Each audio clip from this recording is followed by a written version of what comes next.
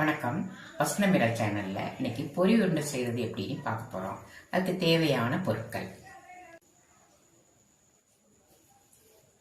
இந்த அளவுல 2 டம்ளர் பொரி,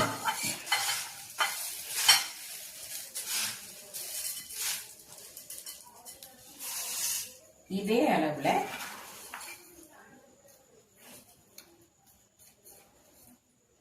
அரை டம்ளர் வெல்லம்.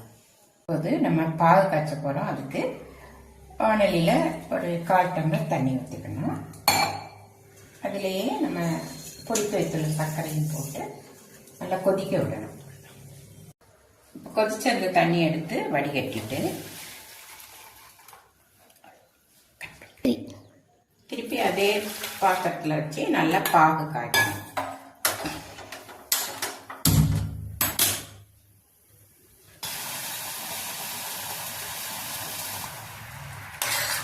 பாகு நல்லா கொதிச்சிட்டு இருக்கு.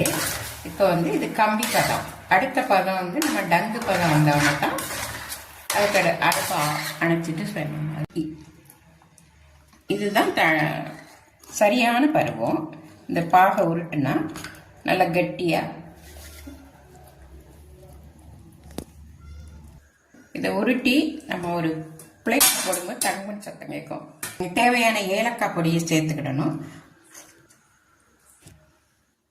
ஏலக்காவை தூவி சேர்த்துட்டு நம்ம லெமன் கொஞ்சம் லைட்டாக பொடிச்சு ஊற்றிட்டோன்னா அந்த பாகு கெட்டியாகாமல் இருக்கும். நம்ம பொரியை இதில் போட்டு கிண்டிகிட்டே இருக்க வேண்டியதுதான். அந்த பருவம் நமக்கு தெரியும். அது வந்தவுடனே கையில் நெய்யை தடவிட்டு இந்த உருண்டையை ரொம்ப அழுத்தக்கூடாது. லைட்டாக சூடு ஆற முன்னாடி நமக்கு கை பொறுக்கிற அளவு தான் சூடு வச்சுட்டு பிடித்துக்கொள்ளணும். உருட்டி வச்சுக்கிடலாம். கையினால் நம்ம ரவுண்ட் ஷேப்புக்கு அந்த பொரி உருண்டையை 2 பக்கமாக 2 அழுத்தம் கொடுத்தா பொரி உருண்டை ரெடி.